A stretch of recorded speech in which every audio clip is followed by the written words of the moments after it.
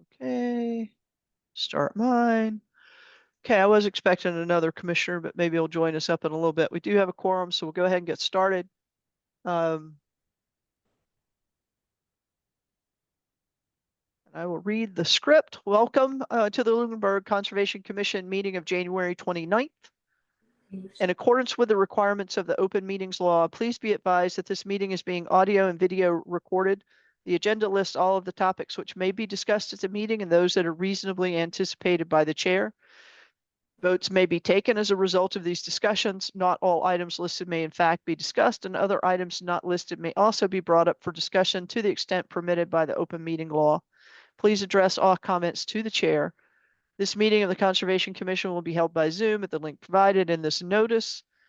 Anyone that is joining via live broadcast and you wish to join us, the link is posted on the town calendar in the agenda.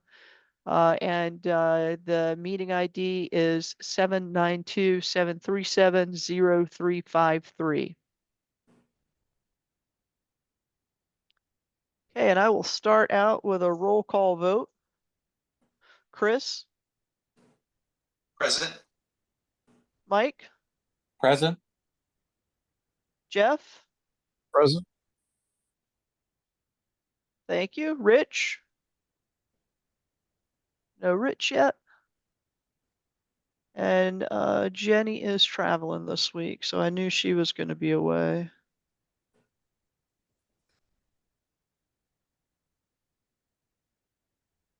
Okay. Do we have any announcements by members of the commission? Madam Chair, Yes, Mike. I just wanted to say we successfully had our heating system cleaning servicing done on Monday successfully, and I passed along the invoice for processing, so we should be in good shape. Very good. And this is for the Hollis For property? 103 Hollis Road, yes. Very good. Thank you for that update, Mike.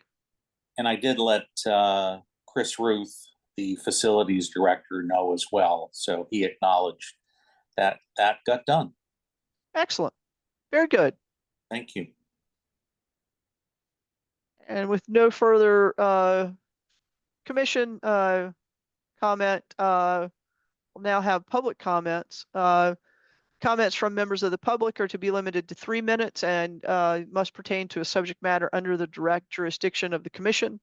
Comments about the current agenda items are to be made during the comment period of that specific agenda item.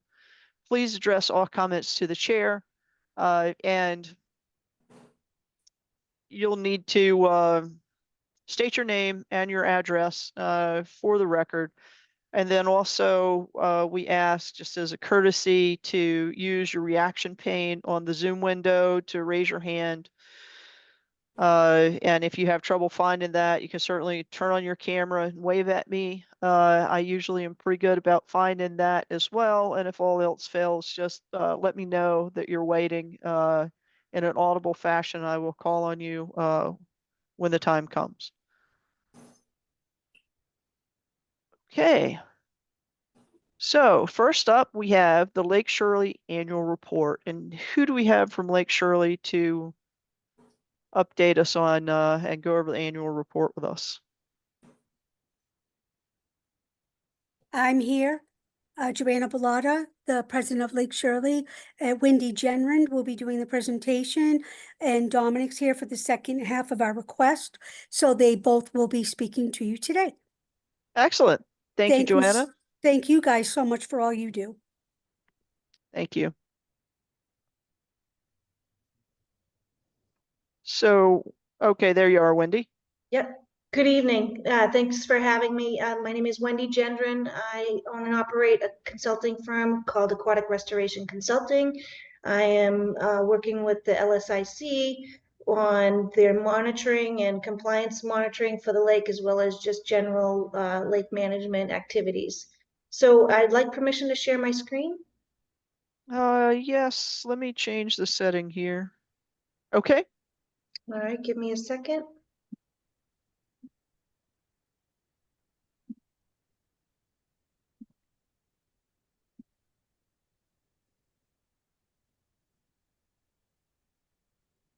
Give it a second to populate and you should see presentation. There we go. Yes. Excellent. Now, if I can just find the slideshow. Okay, great.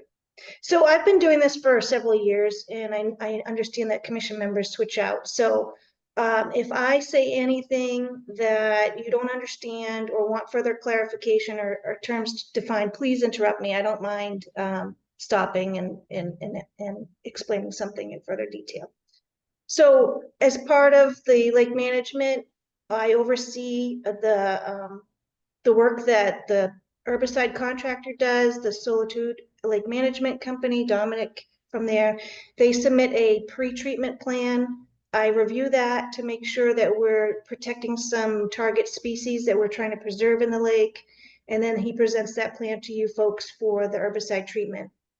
I also oversee some of the volunteer monitors that the LSIC employs and do some testing and plant surveys myself. So I'm here to talk about the drawdown and other items that are in the order of conditions for compliance. And then I'm gonna turn it over to Dominic to talk about the plan for the lake management plan for 24-25. So the first item we talk about is the drawdown. So we do a drawdown to essentially lower the water level to allow the shoreline to freeze and dry out the roots of plants to try to give some plant management of the lake in the drawdown zone.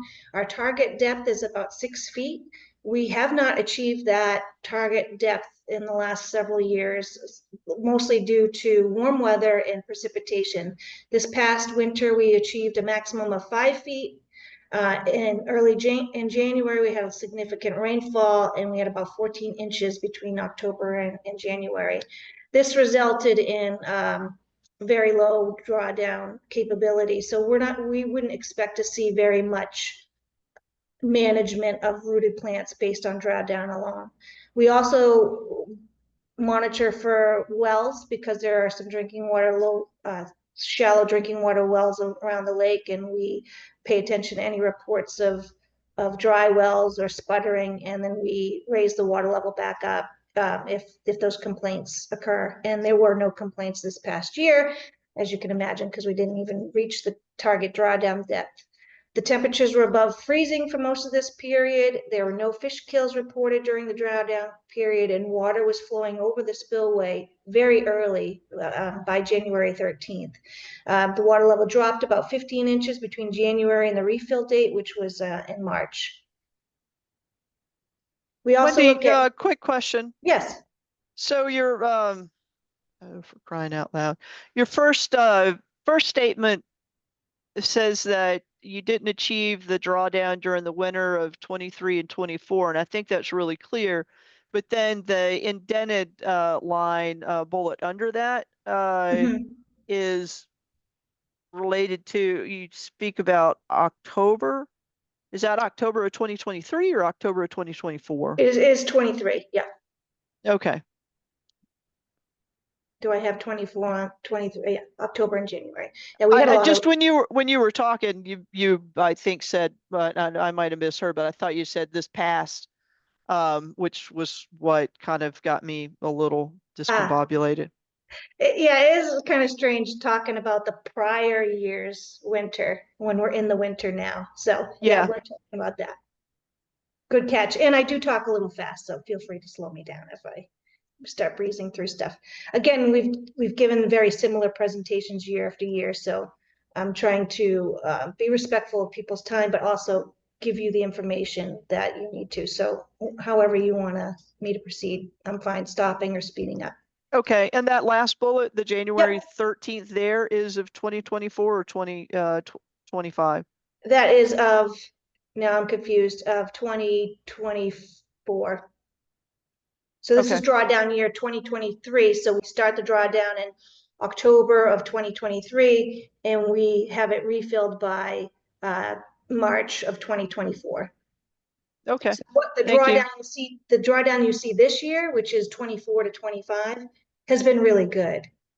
We have some nice freezing temperatures. I don't know what the water depth is now, but I'm hoping that we've at least reached close to that 6 feet. But the weather, at least the freezing part, has been favorable. So we should receive some benefit of the drawdown this coming summer. So we monitor what's called water clarity. We use this with a Secchi disc. It's called the Secchi disc transparency value. We look at this, the volunteers do this on a monthly basis, actually every 2 weeks throughout the summer. The yellow line across the bars there, that is essentially the 5-foot water depth. If water clarity drops below that level, in our order of conditions, we are required to sample for phytoplankton, basically to look for algae, because the thought is that when water clarity declines, it's usually because of an algal bloom. And so we want to be very watchful of that occurring. That may trigger to engage Dominic and Solitude to do algae treatment, but thankfully they did not drop, the clarity did not drop below 5 feet in this past year in 2024 summer, and we did not have to apply algicide. South Basin is typically continues to have the highest clarity, and the lowest clarity is generally in the North Basin. And these figures are all in the annual report, so we can reference those in the future. And feel free to follow up with me with any questions you have after this meeting. This is just a look at the trend for Secchi disc transparency over the past 5 years. What makes this interesting is you can see the differences between the basins. If you're not familiar with reading a box and whisker plot, there is a little key that's included in the report. But basically, this line that connects these boxes are the average values over time. So for instance, in the North Basin in 2020, the average clarity was about 6.8 feet. And then in 2021, it was a lot lower. It moved back up in 2022. So you see it kind of oscillates back and forth. And some of that's probably due to weather. Some of it's probably due to phytoplankton density and so on and so forth. But what's really interesting is you see that you have the lowest clarity in the North Basin. And as you move through, this is the upper North Basin, and this is the South Basin. As you move south through the lake, basically upstream to downstream, you see a increase in water clarity. So water clarity is less desirable in the upper North Basin. While you're changing slides, I just wanted to comment for the record that Rich Bursch has now joined us as well. Thank you. So we also look at dissolved oxygen and temperature profiles. So we look at this through the whole water column. So to explain this graph a little bit, if we look at June 19th of 2022, over here on the right is your temperature values, and they are in degrees Celsius. So you'll see that the water temperature in June was pretty consistent through the water column, and then it got a little bit colder nearer the bottom. And that's typical of lakes when they start to thermally stratify. This is a very weak stratification. I wouldn't even call this stratification. And then in July, the lake was completely mixed, which I was a bit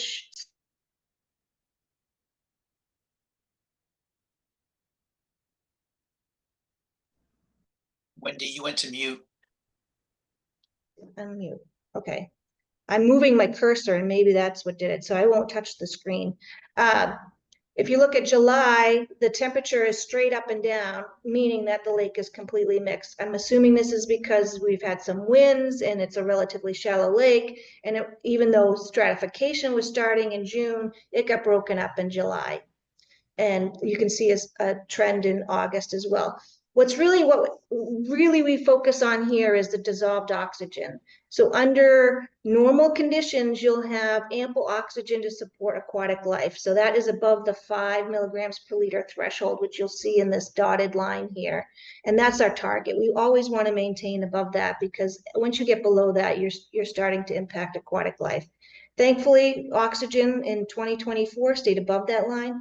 But in deeper lakes, or lakes that strongly stratify, you'll see that oxygen near the bottom can almost be non-existent. And that's because when the lake stratifies, all the biological activity that still goes on in sediment is consuming oxygen, but there's nothing to replace that oxygen. There's no good mixing, there's no plants producing oxygen, and that condition can result in phosphorus being released from the sediment, which fuels algal blooms. It's also, as I mentioned before, not very good, desirable conditions for aquatic life. But we were all set in 2024. We didn't have any oxygen concentration issues. All right, now I can't advance for some reason. Let's try that. Okay, so then we also look at nutrients.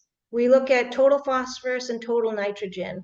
I'm going to talk about nitrogen first because we had a little issue with the lab. So when I was reviewing the lab's data that they sent me, at the back of their report, they always do a quality control assessment of their own data.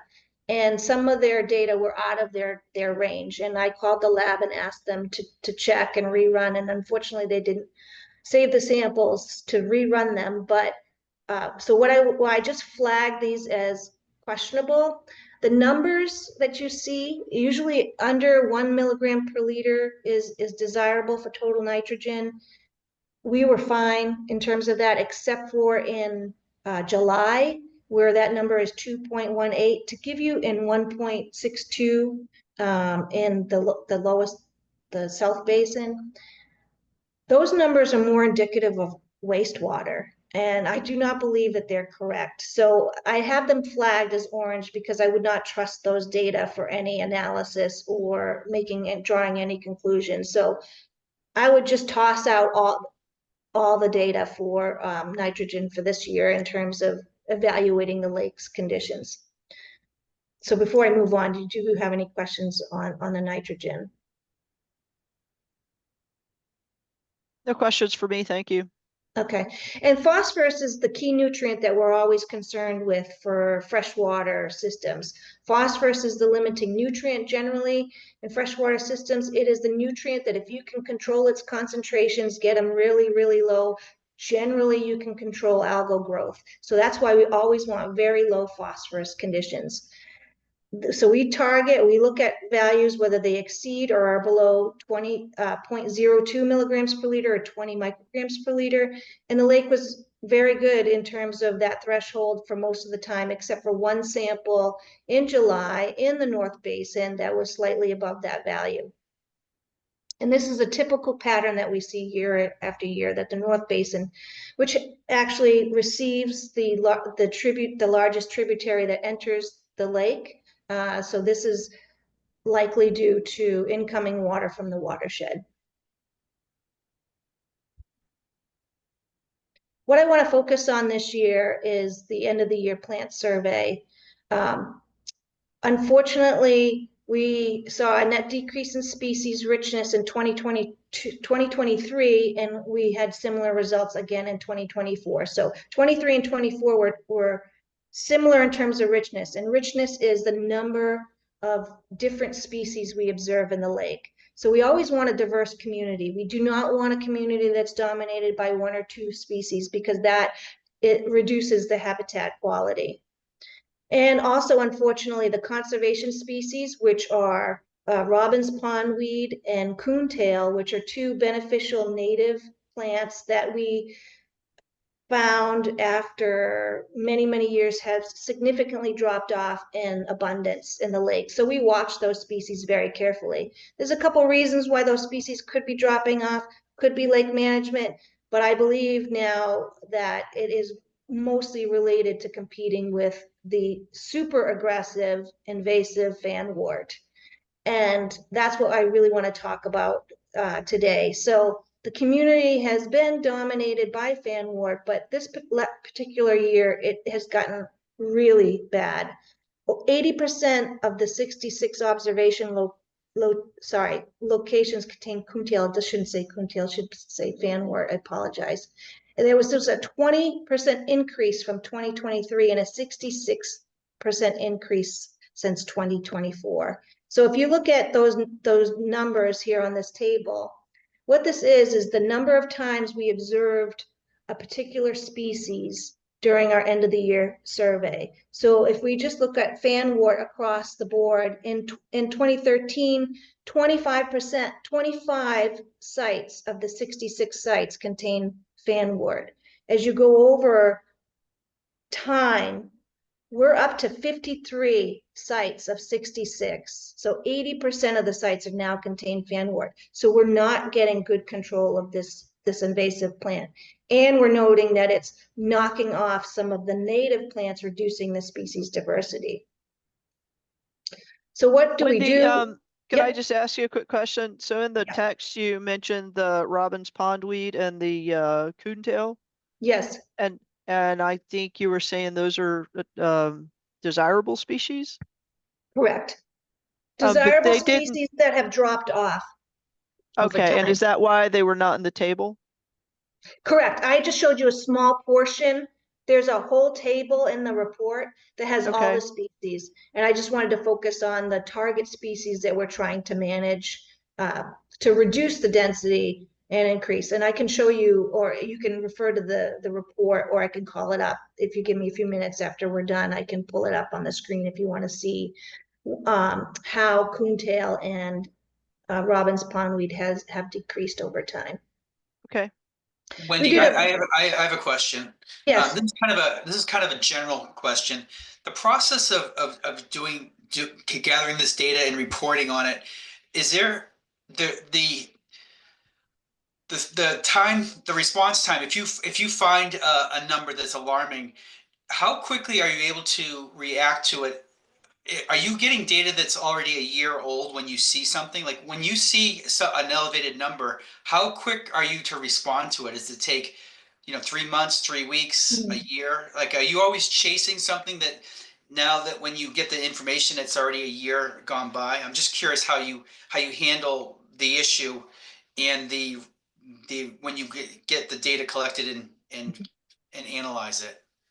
So that's a good question. So we have different reasons why we do the survey. So Dominic and his group does a pre-treatment survey every year.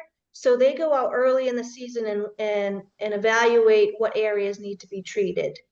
And then they formulate their treatment plan based on what they see. Now, what you see early in the season, like June, is not necessarily what you see come the time that I do my survey in September. And why that is biomass increases over the summer, right? And so for treating the plants, you do not want to treat them at peak biomass because you're going to have a massive die-off, and that die-off can reduce dissolved oxygen and release phosphorus, creating an algal bloom. So you try to treat the lake earlier in the season. So what this tells me when I go out there and do, and my survey is completely independent. It's kind of it's the same 66 sites over and over again, and it's completely independent of what lake management activities have gone on. So you can actually see over time what is happening. The intent of my survey is to watch over to make sure the treatment, or whether it's the treatment or drawdown or whatever activities are going on, are not negatively impacting the native plants and the whole ecology. So there's two different reasons. Dominic would be the one looking out for what do we look for to treat. And his surveys, we've kind of meshed my survey and his survey. So his surveys is in the early season. And what we found is they would end up undertreating because they do their surveys early. And they didn't take into effect what was seen at the end of the year when I do my survey. The end of the year kind of says there's a potential for these areas to get really, really bad. So just last year, I think, Dominic, you can correct me if I'm wrong, we started taking your pre-treatment survey and then looking back at my end of year survey and targeting the areas based on that. Okay, so you guys, I see what you're doing. You've dialed it in over the years. You're figuring out how to work together. Got it. Correct. But All right, the whole point is, mine is more for you guys as the Conservation Commission is getting an independent evaluation on what's going on in the lake. Okay. All right, Even thank though we you for work that. close. Yeah, that was a good explanation. Thank you. And Wendy or Joe, when did we get the latest report? I was looking for it in our Conservation Commission meeting folder and I didn't see it. Wendy sent that in December. I'll look and see if I could get the exact date. Yeah. That'd be helpful. Thank you. The order requires the report to be filed by December 15th, if that's helpful.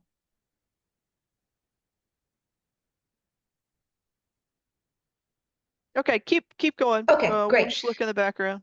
So this is the treatment that Dominic's group did this particular year in 2024. You'll see that they treated in July. They used Tribune and copper product. They treated about 59 acres of the lake.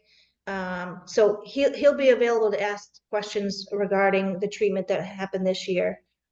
This past summer. But what I wanted to focus on is, because we've seen such an uptick of fanwort, we're realizing that the treatment plan that we've been following along hasn't really done a really good job.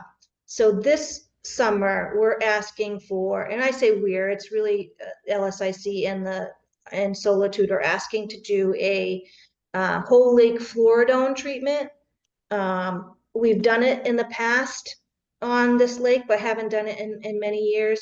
We still want to implement the target 6-foot drawdown, which is currently going on, and we're still planning to do the water quality monitoring program this summer. But I'm going to pause here and I'm going to let Dominic talk about maybe this last year's survey and treatment, and then talk about what he believes should be done this year to try to cut back on some of that fanwort. I mean, 80% of the sites containing fanwort is not a pleasant situation. Yeah, Over. thank you, Wendy. That was a great explanation of everything. Just to start out with a note, I mean, fanwort has been in the lake for many years. It's a more difficult plant to control. I wouldn't say we've been ignoring it because of that fact, but early on in the program, the drawdowns were working often enough that it was sort of keeping the fanwort in, not under control completely, but at bay, I guess is the right way to put it. Now we've had like 3 or 4 years of poor drawdown conditions, and we're clearly seeing that on the lake. Just the fanwort continues to expand. It continues to get more dense. There's only 2 herbicides that work on fanwort. One of them we have been trying to use occasionally. We've treated different coves around the lake, and initially we're having some good success, but that's the flumioxazin herbicide. Some folks may know it as Clipper. That unfortunately is not, it's a contact herbicide. It doesn't kill the roots of the fanwort. At best, it clears it away for the season. You may be still seeing some effects the following year, but it's fairly rapid regrowth. So we've been trying to move that use of that herbicide around in some of the coves. There's also some additional restrictions on how often you can use that particular herbicide that's been put in place by DEP. So its usability is very limited. The whole lake fluoridone is really, for fanwort control, fluoridone really is the herbicide of choice. As Joanna will tell you, it's very expensive, works very slowly, hard to treat, spot treat, so it's best used as a whole lake type of a treatment. And this is actually a very similar, for those of the commissioners that were here for a bunch of years, this is the whole lake treatment we did at Hickory Hills Lake in 2020 is very much similar to what we're planning to do at Lake Shirley. So again, yeah, just given this obvious increase in fanwort, lack of really any other good ways of controlling it, the fanwort's really taking over the lake. As Wendy said, it's not only causing a problem with dense growth, but it's clearly also causing a decrease in some of these other desirable species, because it's just really overabundant and very aggressive plant. So our plan for this coming summer would be to conduct a whole lake fluoridone treatment. The treatment, as I said earlier, it takes a long time to work. Requires about 90 plus days of contact time with the fanwort to work. It's a very slow process. It's also very low concentrations that we're keeping in the lake. So we'll be talking about parts per billion of application concentrations. Because the herbicide does take a long time to work and it does break down over time, we typically have to do an initial treatment, and then we monitor concentrations of the herbicide in the lake, and typically we'll do 2 to 3 follow-up applications about 2 to 4 weeks apart, and try to keeping that concentration at the lethal level for the fanwort. And that lethal level we expect is going to be somewhere, probably max out somewhere around 8 to 10 parts per billion, but we'll be trying to maintain, at least 4 parts per billion, somewhere between 4 and 10 parts per billion for that 90 days. And we'll be using 2 different formulations of the herbicide. One is a pellet formulation that is applied as a granule. It releases the herbicide slowly over a period of weeks. May supplement that with some liquid herbicide to give us quick increases in concentration if we need to do that. So the treatments will start in late April. And we'll really probably continue right on through till July. And we'll be monitoring the plants and the effect on the plants, the level of mortality of the plants. We'll be monitoring the concentrations as well to make sure that everything's working well. And the hope really is, after this is all said and done, that we'll have nearly 100%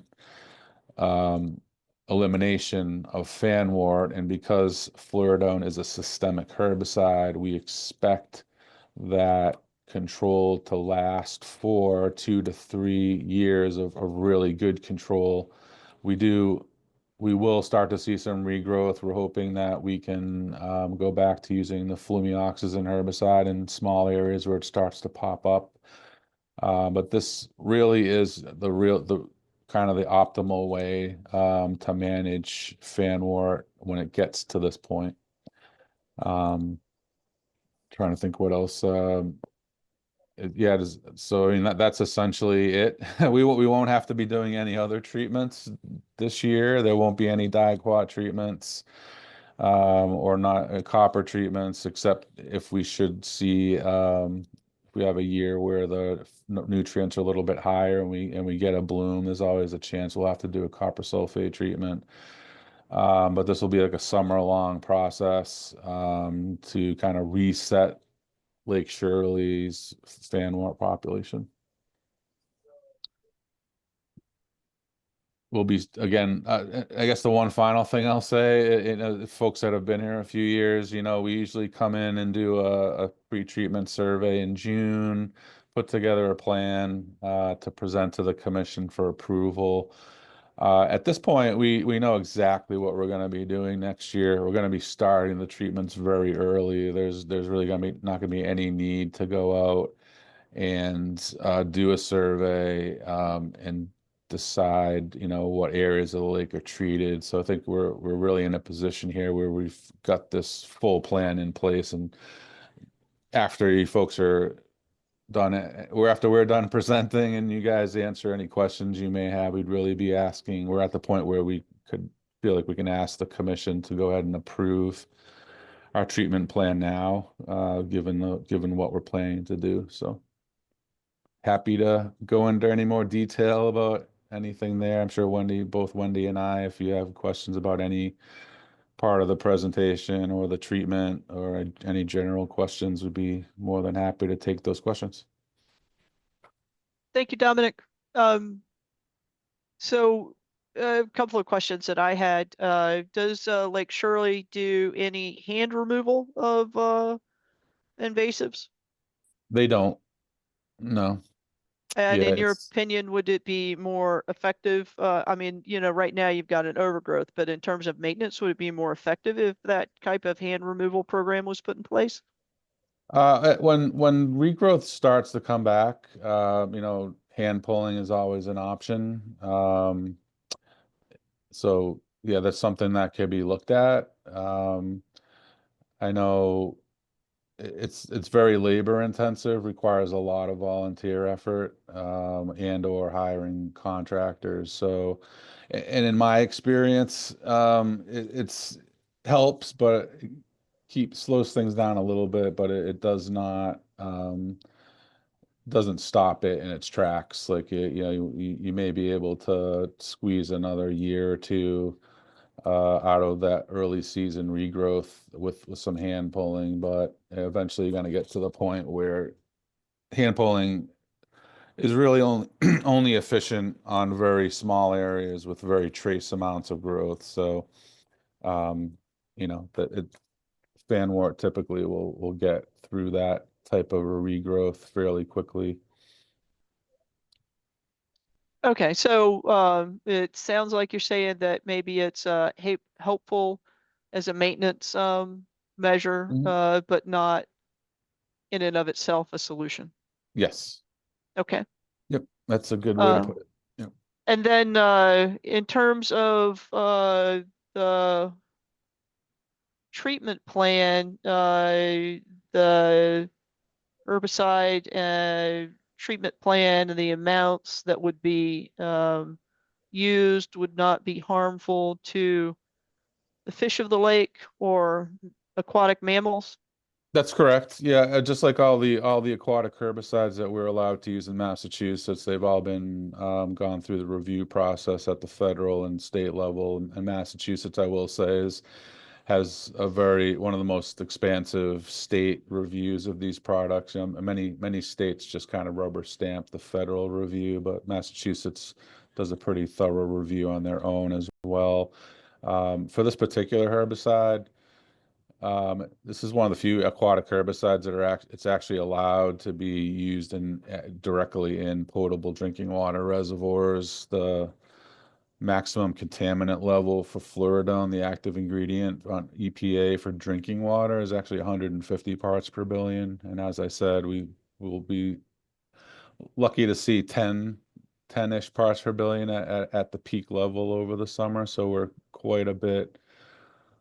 And the maximum label rate application is 150 parts per billion as well. So we're definitely way down in the low end of the dose range. This particular herbicide is also categorized as a reduced risk herbicide by EPA. So there's been never with this herbicide been any kind of toxicity on any kind of animal life. It's very, very specific to the photosynthetic pathway on plants. So Okay, very good. Chris, you have a question? Yes, thank you. Dominic, Sure.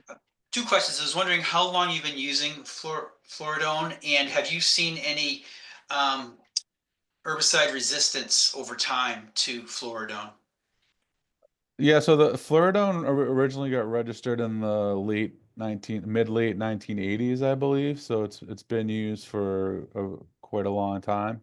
So there's a really long track record with this particular product. In terms of resistance, the only resistance with fluoridone that I've heard of or have read about is down in the southern states on hydrilla, which is another highly invasive plant that, by the way, has worked its way up into New England over the years and is spreading pretty rapidly in the Connecticut River and some other places. But that is the only resistance kind of situation I've ever heard about on fluoridone. Okay, thank you. Sure. Thank you, Chris. Rich? Oh, Rich. Thank Oh, you, there you Madam are. Chair. Hi, Dominic. How are you? Good, Rich. How are you? Not bad at all. Hey, Sure. just a couple quick questions. What was the target rate in Hickory Hills? Because I know we had some pretty good success with the control there initially. Yeah, Was that it's essentially the same plan. It's a very similar sized lake. Both have moderate sized watersheds. So, one of the ways that the fluoridone gets broken down is by fresh water coming into the lake. So Yeah, I think that we're in terms of like the parts per billion, concentrate target concentrations are gonna be pretty much exactly the same as what was done at Hickory Hills Okay, so back in 10 was what the 2020. target was there in Hickory Hills. The same thing. I think I think there we were hoping to get up to 10 as at the peak. I think we maybe only reached 8 there. But we were kind of maintaining 3, 4, 5, 6 parts per billion for that lake. For Hickory Hills, it ended up being probably well over 90 days. Hit a peak of about 8 parts per billion. And is there a plan to control the outflow of water in the lake to help keep the concentration at a nominal level? Yeah, I mean, with the extended contact time that's required and the long kind of treatment period, there's really not a lot we can do to prevent outflow. So we have to kind of account for that to some degree. I mean, we'll certainly hope that we have a normal kind of amount of rainfall this summer, or maybe slightly less than normal. That will help with that. But um, we could try to lower the lake a little bit before we do the initial treatment, but that only buys us a couple days a week, maybe, depending on, we can't draw it down too far, and it fills back up very quickly, and then you're kind of back to square one. There's really no good way to be able to control the outflow. Okay, so just monitoring how often do you monitor the concentration in the lake? Yeah, so typically with the applications are 2 to 4 weeks apart. So usually in between the applications, or about 2 weeks after each application, we'll go out, visit the lake. We'll check the plants, see how the herbicide effects are progressing in the plants, and grab some water samples in different parts of the lake and have that tested for um, the remaining concentration of herbicide, and that helps us decide, should we push up the next treatment, push it back a couple weeks, or move it up a week. It helps us decide how much exactly to put in to bring it up to back to where we want it. And you can turn those tests around pretty quickly. Yeah, 'Cause I 48 know hours. that's, Yeah. oh, super, because I know Yeah. that's sometimes a problem with the algae and the Yes. phytotoxins. It takes a while to Absolutely. get those things turned around. It's a real pain. Yeah, the All right. manufacturer has a lab, and we collect the samples, we overnight it, they get it the next day, and usually the day after that we get the results back. So it's pretty quick. Oh, that makes it much easier. Great. Yeah. All right, super. That's all the questions I had, Madam Chair. Thank you very much, Dominic. Thank you. Okay, I'm not seeing any more hands raised by members of the commission. Were there questions from members of the public?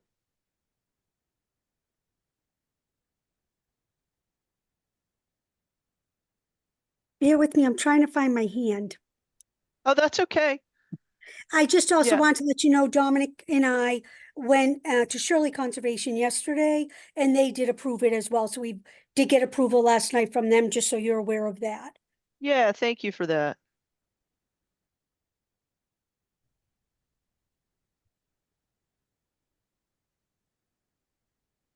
I'm trying to raise my hand as well, and I can't find it. But I Okay, should. John, it's your turn anyway. Make it easy. John Fortune, 50 Hemlock Drive. I did have a question, and it's a couple of observations. One has been mentioned. Yes, Hickory Hills went through the fluoridone treatment, and we feel it's worked well. We did do as Richard asked. We tried to lower the lake first to try to buy us a little bit of time up front to get the concentrations high and working well. So that all worked. But the other thing that I haven't heard anybody talk about is, so when we eliminate all those plants that are consuming phosphorus in the lake, the following year we had algae problems. We had more algae than we had seen in the past. So to Wendy or Dominic, somebody, I'm not sure, one, if you've shared that with Lake Shirley, but two, kind of what are your thoughts on that? What should we expect next year when now those phosphorus-eating plants are no longer there? Yeah, I mean, I can take a crack at that, and Wendy can add on. So, I mean, both lakes have a pretty robust native plant population. So, um, and we hope that by controlling the fan wart, that we'll start to see some expansion into these historically fan wart areas of some of these other native species. Hopefully, the conservation species that Wendy talked about, the robin's pondweed and the coontail.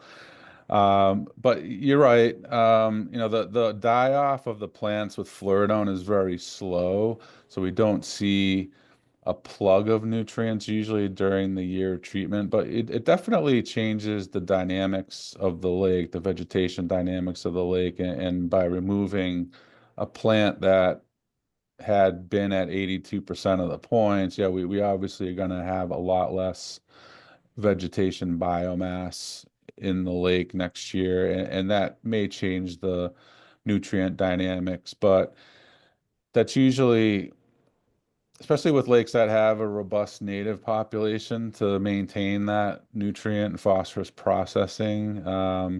It should be relatively short-lived. I think the benefits outweigh the potential for slightly increased risk of algae blooms.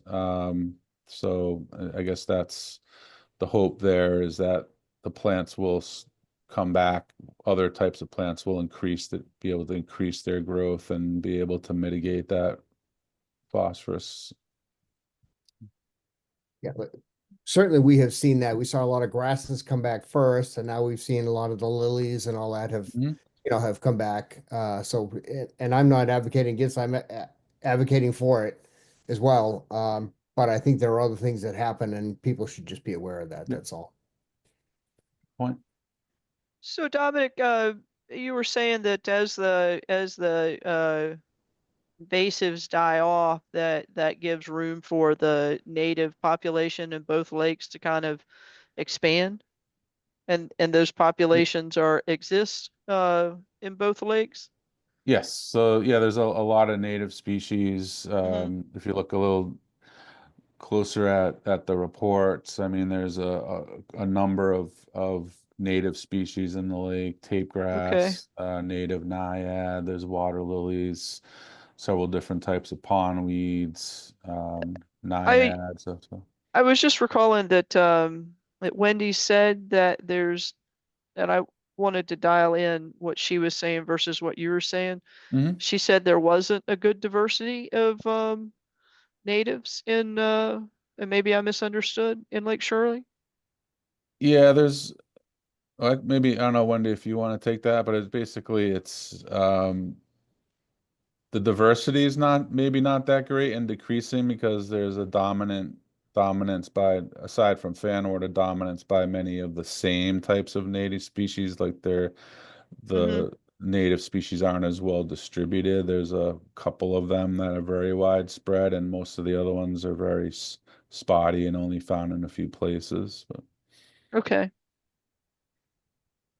Yeah, if you'd want me to answer, yeah, exactly. We've seen the diversity decrease over the years. But there are still a fair amount of native beneficial plants in the lake. Okay. Thank you for that clarification. Mike? Just a question, Madam Chair. Have we ever attempted, or is it prohibitive to try to actually introduce new native plants after a subsequent removal of invasive plants, and actually plant some native plants to see if they take and root? Is that something that could occur quicker on the restoration of native plants in our lake?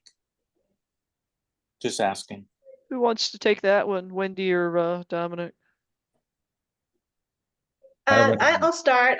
We Thank you. did try one of those, and Dominic may recall back in his ACT days, we tried in I forget what pond it was, but it was out in Duxbury, where we actually removed some fanwort, I think, or it was milfoil physically removed it with a harvester. And then we tried to seed, and we actually planted some Robinsii, Robin's pondweed.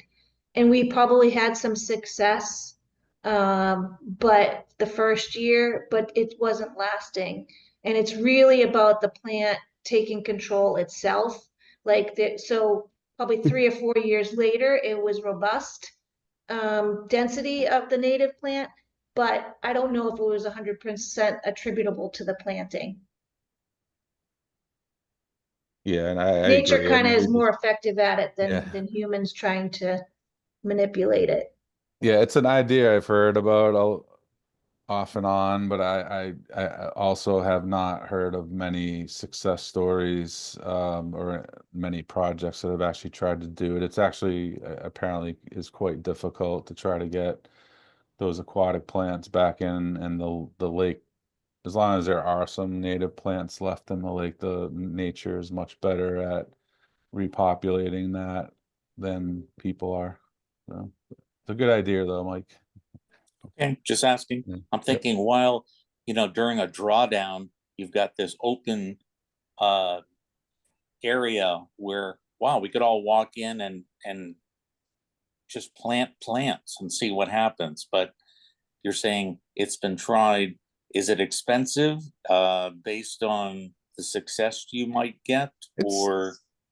It's very difficult to plant plants in the lake. It's relatively some of the shoreline emergent grasses and stuff like that. It's pretty easy to plant, but in terms of submersed plants and collecting a viable specimen of a plant and then transporting it to another lake and planting it and having it survive is really difficult to do. Okay. Yeah. Thanks, Dominic. You're welcome.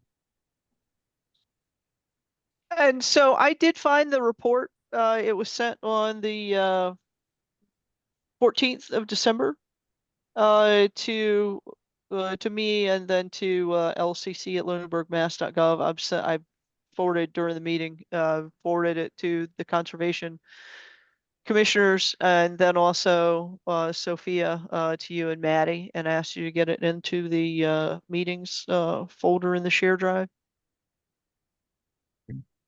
Wendy, I did not see your slides though.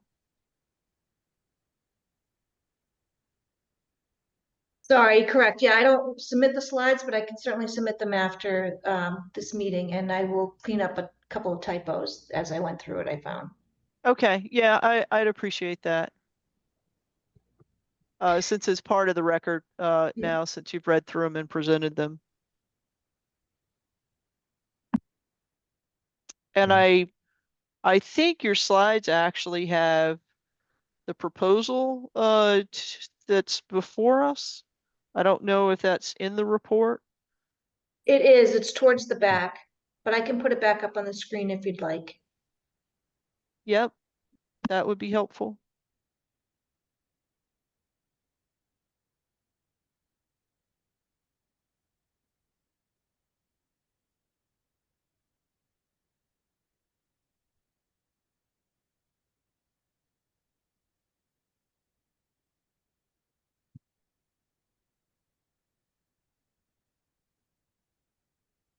Sorry for the delay. I had closed the presentation. Let me get it back up.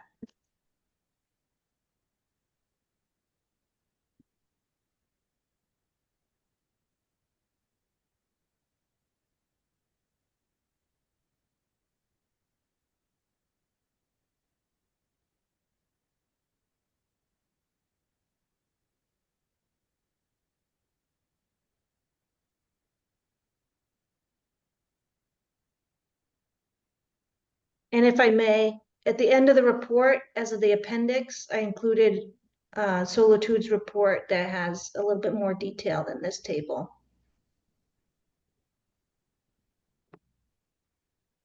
Okay, thank you.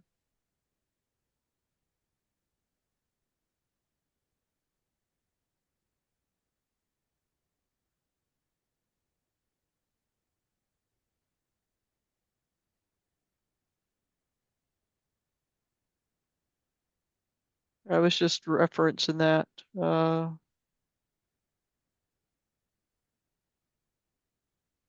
Okay, so I think I'm looking for my commissioners to either make a motion to approve this treatment plan as presented, or to say what they would prefer to see or the timing of that.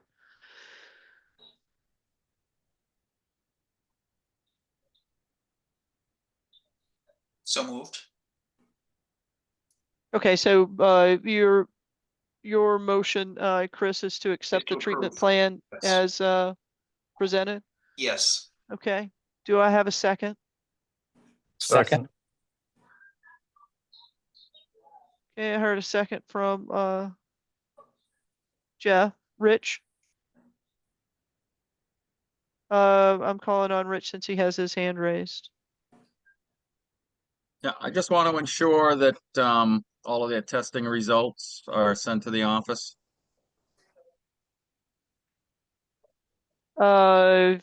Yes, so you want to add the condition to the plan that all the testing results outlined in the plan are sent to the office Yes. Yep. within a week of receipt, or do you think there's another time expectation? Prior to application. Okay.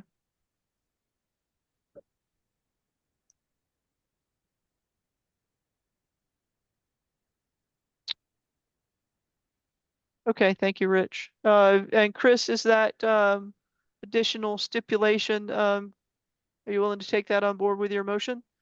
Yes. And Jeff, you with your second? Oh, that's correct. Yes. Okay, very good. Roll call vote. Rich, Aye. Jeff, Aye. Mike, Aye. Chris, Aye. and I for myself. Great. Thank you very much, folks. I appreciate it. Appreciate your time and your support. Thank you.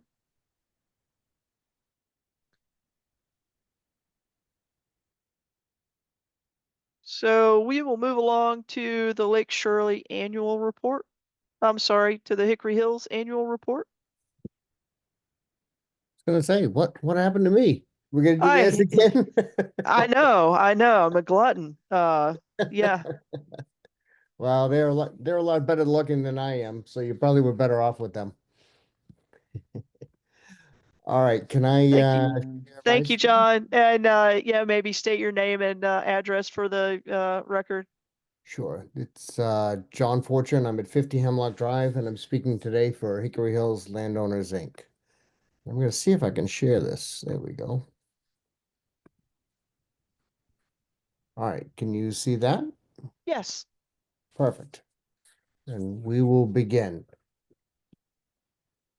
So this presentation is put together with a bunch of data generated by many volunteers on the lake, as well as our lake scientists. All right. So per our order of conditions, which was issued in July 25th, 2022, we'll go through a bunch of this data that is here. Unfortunately, I'm not quite as succinct as Wendy is. So I do have more slides than she did. I do have one question on the date. When it was issued as a 5-year plan, the order of conditions. I have since heard that those may be extended, so is that true in these, or is it still 5 years? Well, that's a great question. I don't know. I'll have to look into that and get back to you, John. I don't have the DEP language in front of me. That's okay. I just wanted to put it out there and see where we're at, make sure we're not too early or too late. So let me talk a little bit about the scientists that we've used that you've just met. I didn't realize at the time that they were going to be with us. But although we do have our own volunteers, we do depend on ARC, with Wendy Jenner, of course, and our friend who we've been dealing with for a long time, Dominic Marangola. We depend on him for all of our chemical applications. He's been doing that for quite a long time. I don't think either of us want to talk about how long it's actually been that he's been helping us on the lake. So our residents and our scientists, we monitor the lake. And by lakes, I'm talking about the main lake, Hickory Hills Lake, as well as what we call Little Hickory. And I'll show a map in a minute that for those who are not familiar with the area can see it. But in our monitoring, we do a lot of the stuff that's been talked about that's been done for Lake Shirley, but we also have our own organized surface monitoring where we're looking for fan water or other weeds or problems around the lake. We have a dive team, which I'll talk about in the next couple of slides, who are focused on fan wart. And of course, again, our testing, our water quality testing, our plant surveys, et cetera, that are done throughout the year. So fan water is our biggest problem. As you know, we've been dealing with this since 2011. We, Hickory Hills Landowners, Inc., through the private funds that we raise here, have spent somewhere between $500,000 and $750,000 trying to control fan warts. We've spent a significant amount of money and continue to do so. It's kind of is what it is. So, as president of HHLI, the corporation, I could not be more impressed or humbled by the fan wart survey and dive team. This group of people, with 139 dives this year, 2 divers each, 2 hours a dive, spent almost 600 hours underneath the water of the lake, surveying, pulling weeds, pulling fan wart weeds, etc. They really are our best tool for understanding what's going on the bottom. And of course, you know, again, we use our scientists, but they have all this data as well. So as Dominic mentioned, we've talked about 2020, we did a whole lake treatment for fan wart. In 2021, we had divers pull the weeds that we found across the top line there, 3,821. As you can see, over the next series of years, or the next 3 years, that number has increased significantly, which we would expect. Fan wart grows exponentially. So in 2024, this group of people pulled 68,000 fan wart plants out of the lake. We, through that time, we've also done some treatments for fan wart in some areas. I'm going to talk about that one on the next slide. But in 2024, we did 10 areas of small treatments, about 16 acres that we did to kill the fan wart with Clipper. And all that really does is it kills the surface weeds that are out there. It does not kill any of the roots, which is why they come back. John, quick question on this slide. Sure. It's not apparent to me from looking at the data. Is it the fan wart population increasing, or are you getting more plants because, you know, eradicating more plants because you've got more divers and more coverage? No, we're getting more plants because they're closer together. That's why we're getting more plants. So yes, it is growing. And we know that the areas of concern. So the second row there, the areas of concern in 2021, there were 2. There were 10 in 2024. I think there's 15 I'm going to ask for at the end of the presentation. So there are areas, larger areas of growth that are happening. So it is doing exactly what Dominic just told us it would do, and that is it is continuing to grow. You never kill it completely. You only slow it down a lot, and then it eventually begins to come back. And that's what's happening. Okay. Yeah. So the Flume treatments, again, that were mentioned before, this is what we did in 2024. We use it in these areas, and basically early in the spring, we did it in, I think it was June last year, and that wipes out the plants in those areas as they're beginning to grow. But it doesn't kill them forever. It really just slows them down or wipes out the initial plant, and then the roots survive and they continue back on. So they eventually come back. When we were working with ESS, they were suggesting to us that we should do chemical treatment in areas that are over 10,000 square feet, or when hand harvesting, we couldn't do it in just a few hours. So these were the areas that met that criteria last year. You'll see when we get towards the end, there are additional areas for 2025. But when we do this and we do these concentrated areas, the rest of the lake is where the divers can spend their time. I'm not sure. Can you see my cursor? I can, yes. You can? Okay, great. For those who don't know the lake, this 5 acres here is Little Hickory. There is a road between it, so it doesn't really drain or flow right back and forth on the lake. Mm. There are culverts that go through there. But they're above. Water only flows through them when the water is really high. So this time of year when there's drawdown like that, there's no water flowing that way. And the rest of the lake is the 315 acres that we typically talk about. All right, so water quality test data. We have been taking water quality test data for a few years now. But as we got into talking to and learning from Wendy, it became apparent that we may not be doing it well. And some of our data in the past few years, especially our phosphorus data, is probably suspect, the ones that we took. So what we did is we asked Wendy to do all the testing so we could get a new baseline and start from there. So that's really where we're going now. So this is the map of the lake. These areas here, HH1, HH2, 3, these are the areas where the testing was done, along with Little Hickory 1. All right, so these were for water quality testing, because there's another map that's going to come up later, which is where we did the plant survey. So this is water quality testing. So for water quality testing, there's a ton of data here. I don't expect you to read through it.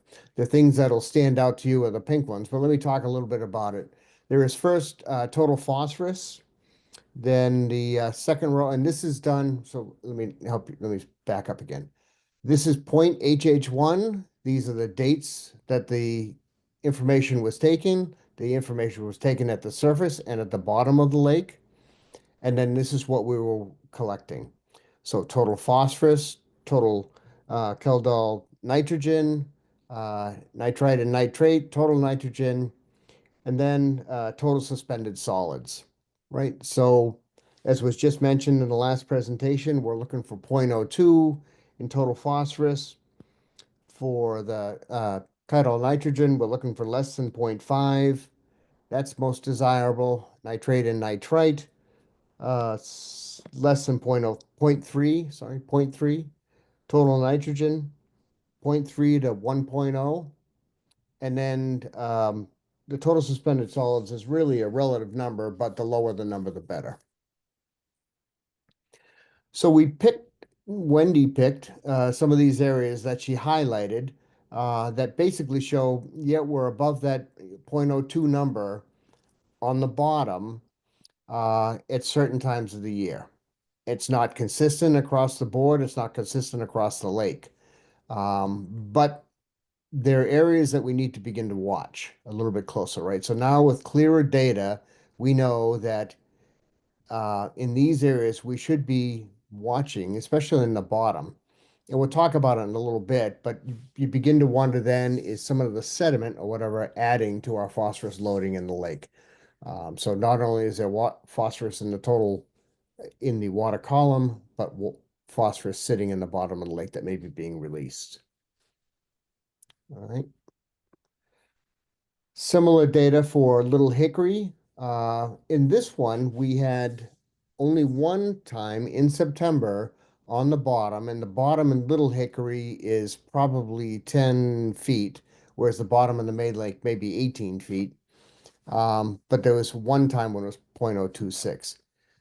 So, which is good, right across the year it went well, but keep in mind that we also did a pack treatment, and we've done pack treatments over the last 4 years, putting, I'm sorry, it's aluminum sulfide, I think, Dominic, correct me if I'm wrong there, but an alum treatment, if you will, to basically absorb the phosphorus that's in the water and pull it to the bottom. And then it holds it there. It doesn't allow it to release to get back out into the water column. So there's a chemical reaction that happens with that. And so that probably is really helping Little Hickory to maintain some pretty decent numbers across the board.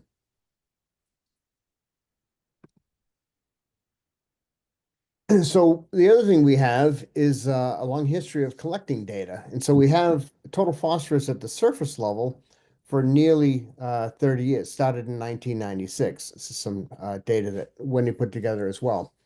So out of this, I kind of look at it and I would tell you that there's a general trend, two general trends that I can see out of this. And one is that in the main lake, the phosphorus, the general trend is that it's going up.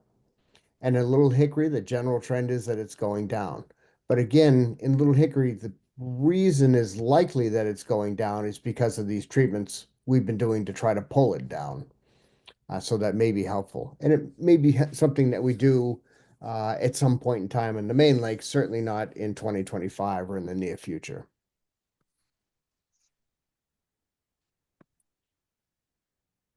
Phytoplankton samples. I think in yours, I actually changed the name of this today. I think I have algae samples in yours, but it's truly phytoplankton.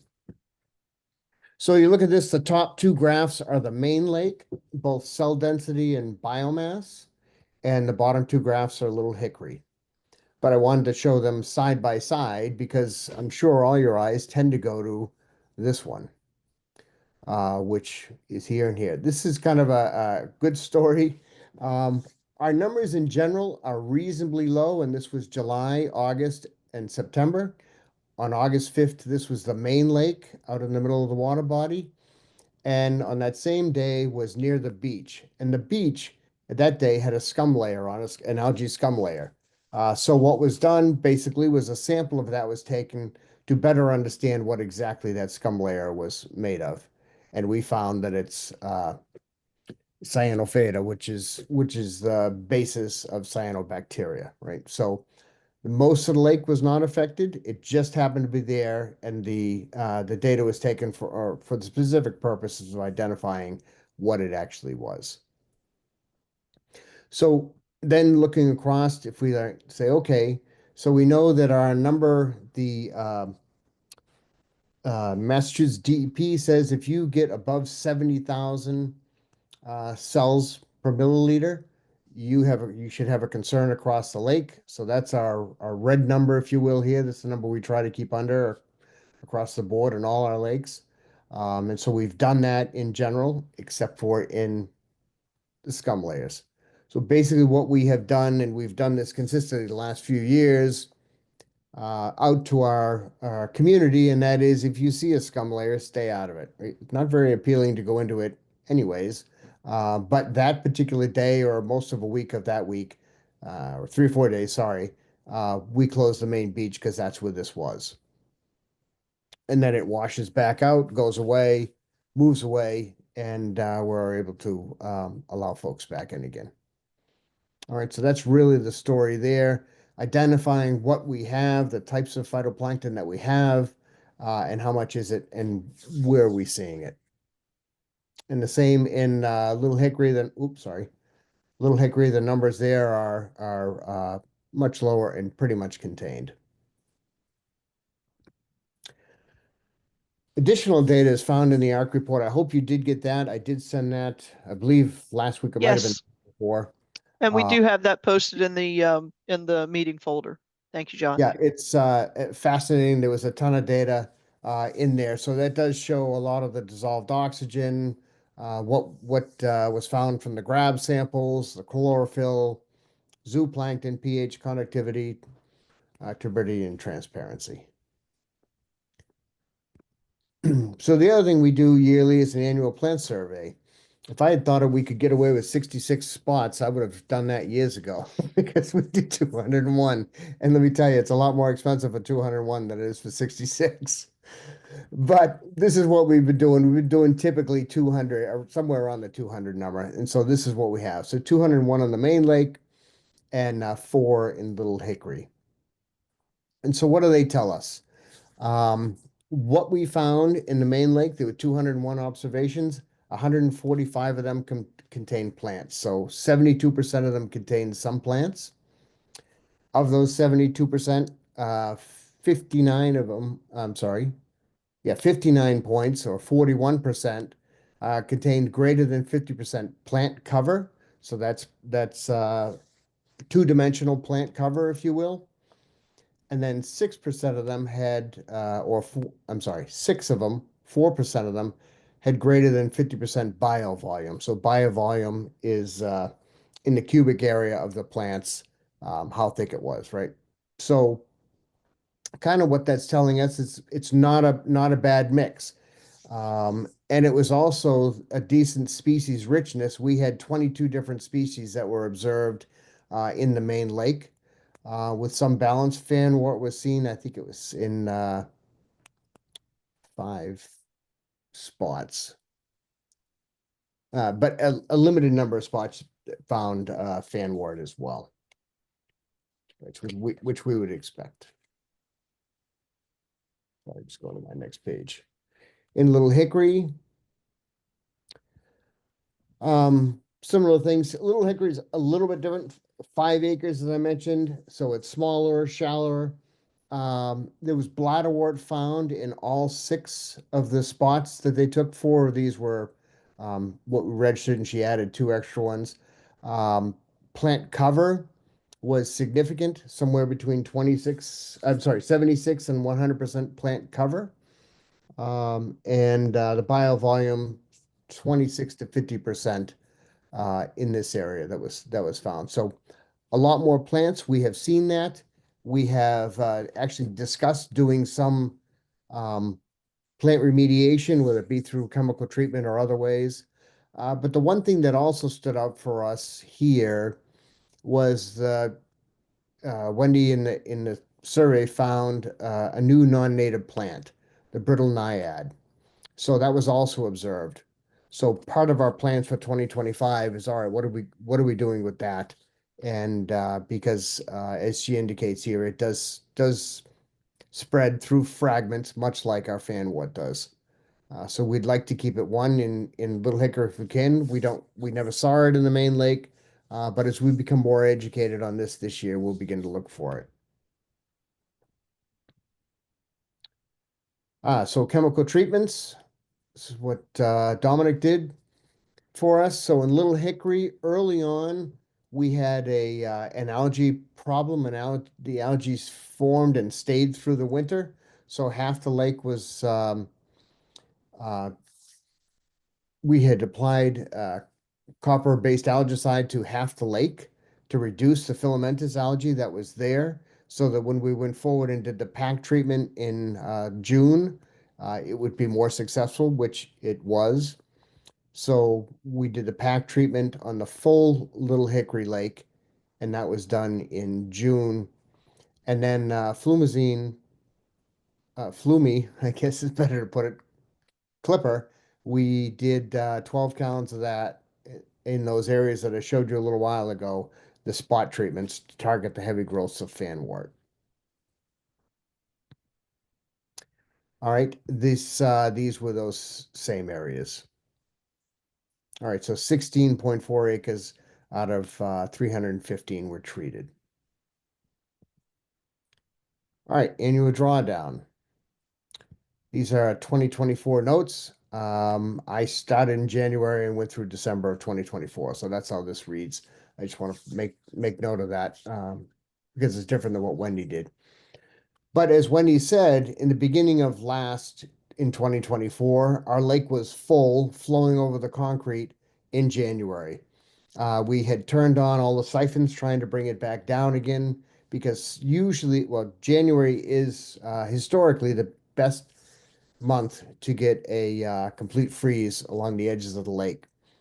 We were not successful, so we shut everything off by February 11th last year. The final boards were inserted to the summertime level by May 19th. So, but again, the lake was full, running over the concrete well before the April 1st date. And then the lake was full to the summer levels by May 29th. This past fall, October 11th, we removed the first row of boards. The lake was already down 11 inches, so nothing happened. On the 18th, we removed the second row of boards. Again, it was still down 11 inches, so about 1 inch of water was beginning to flow over the boards that we removed. And then the final row of boards were removed on October 25th. We started the siphons on November 2nd, maintaining 2 inches or less a day. By November 30th, we had reached a full drawdown of 47 inches. And so we slowed the pipes down. And today we still have 2 of the pipes running to basically maintain the flow of what's coming into the lake. It's try to balance it. And we are at about minus 40 inches.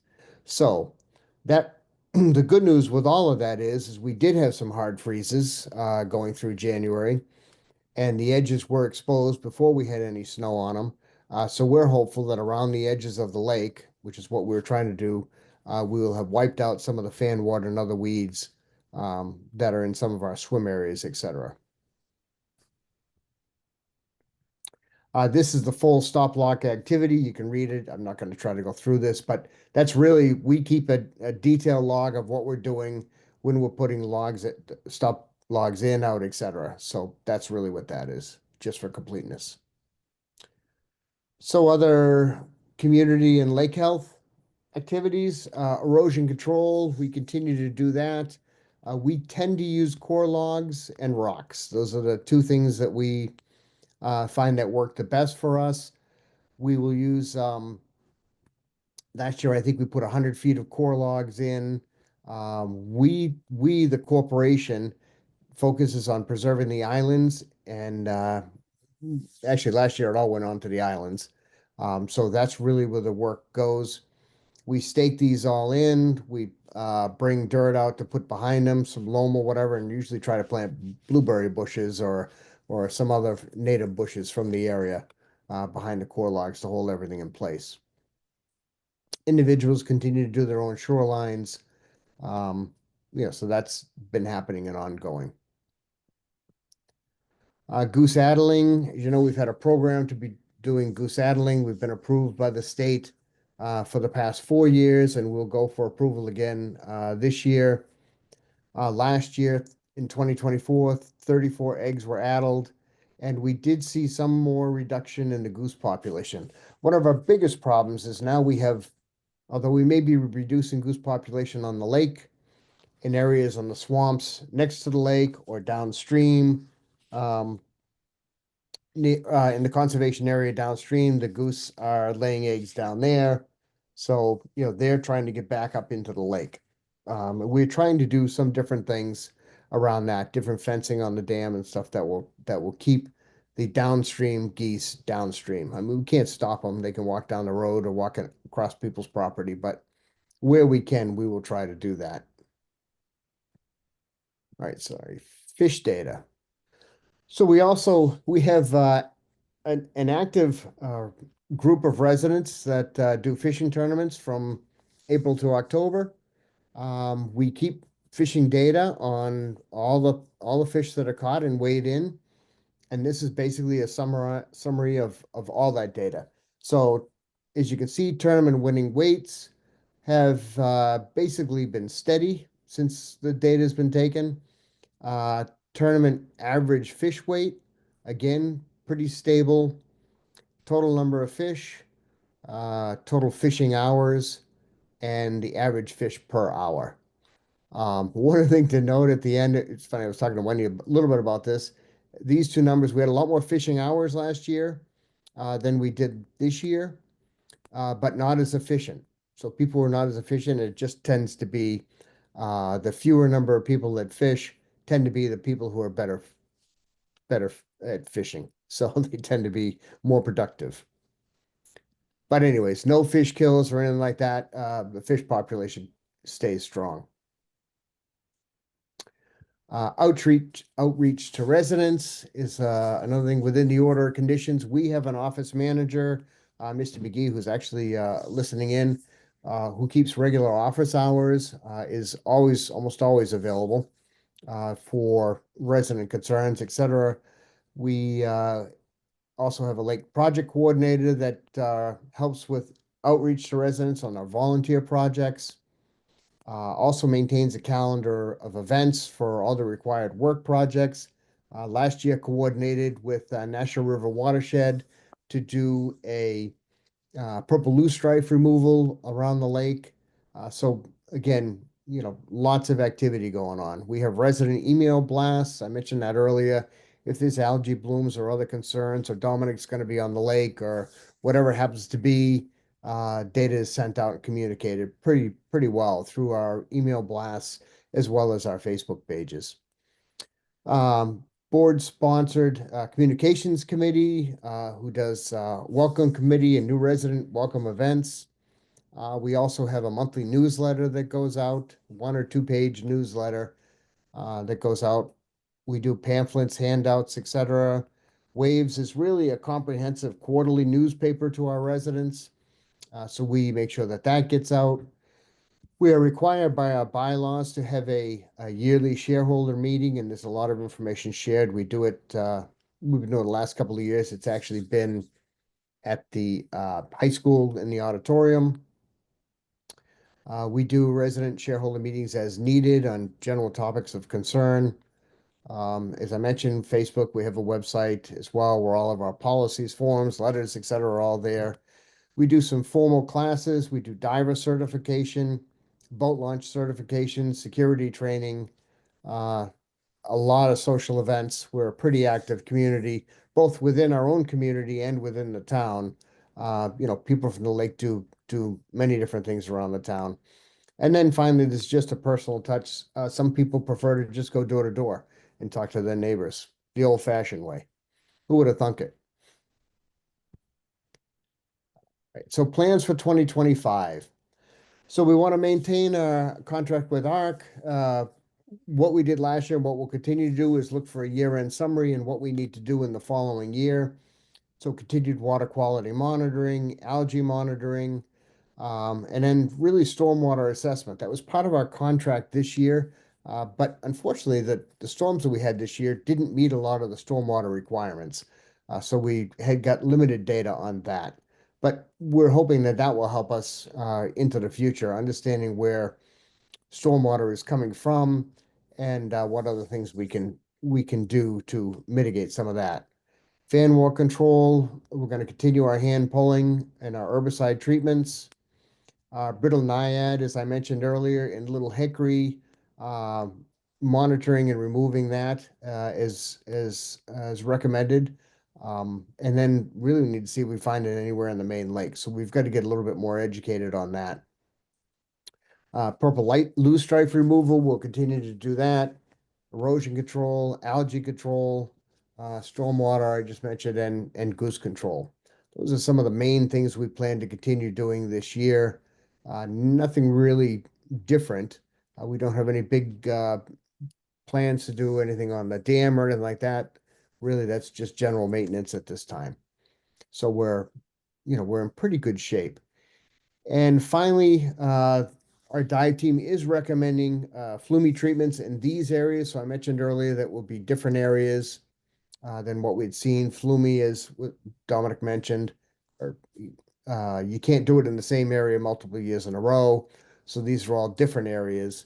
And I think after he comes out, there's some question of whether it maybe needs to be a little bit more over in here. So we'll try to get that recommendation and come back to you guys. We'll get on your schedule try to get on your schedule now for mid-May when we'd want to get approval and then probably get that done late May or June. Okay, thanks, John. Thanks for And that that's heads it. up. That's kind of what I have. So again, any questions or concerns about what we have or any other way I can help you? I don't have any questions. Your presentation answered all my questions. Rich? Rich, you're on mute. How often, thanks, Madam Chair. How often can you repeat with Clipper? Is it every other year, every third year, every fourth year? I believe it's every third year, but Dominic is the expert. Yeah, it's once every 4 years, unfortunately. Once There every are 4 there years. are some exemptions for areas in the immediate vicinity of like shoreline structures, so boat ramps, swim beaches, dams, docks, that sort of thing. But in terms of larger areas, yeah, once every 4 years. Okay, and we haven't used Clipper on Hickory Hills since the sonar treatment back in 2020. No, we have. We did use it. We've been using it probably yearly. As I mentioned, those spots where we did treatment early on when we were talking about the divers. Okay, was it marked on the map that you showed for the next year's request? No, but since you're asking, I did put that together. Okay, perfect. Okay, That's really last year in 2024 was, and this is from Solitude, right? So these are accurate sizes of the area, et cetera, and then where we're talking about in 2025. The only one that's close is right here. And in hindsight, we probably should, so we did that last year. And in hindsight, we should have done a bigger area, and we didn't. okay, perfect. Thank you for showing that, John. Yep. Thank you for asking. I got to use the slide I made. Super, you did a great job making it. Thank you, Madam Chair. That was my only question. Thank you, Rich. Any other questions from members of the commission? And seeing none, any questions, comments from members of the public? And I'm seeing none. Okay, John, you don't, you're gonna come back in, approximately May to, put some treatment proposals in front of us, so there's no action for the commission to take tonight. But I do appreciate you, putting a really nice set of slides together for us. And were the slides actually in the email that you sent us last week? We have those slides? I didn't double Yes, you check. I have looked them. at the Yep. report. Okay, well then, You should have thank you. Thank you for that. If there's any problem with it, whatever, I did update a couple of them, but they're subtle updates in words or whatever, so, you know, it is basically the same. Yeah, as long as the messaging is the same. Correct. Yeah, well, very good. It was great having you here tonight. Thanks for the update. I appreciate All it. right, you're more than welcome. Thank you for the opportunity. Okay, so that concludes our agenda tonight. Are there any parting comments from members of the commission? And any final comments from members of the public? And I am not seeing any hands raised, so I'm looking for a motion to adjourn. So moved. Second. Second. Thank you, Mike. Thank you, Rich. And the time is 8:34. Roll call vote. Mike, Aye. Chris, Aye. Jeff, Aye. Rich, Aye. and I for Aye. myself. Did I call it, everybody? I think so. I was just double checking. And I for myself. Okay, thank you, everyone. Thank you. Thank you. Have a Goodbye. great night. Thank you. Bye-bye. Thanks. Good night.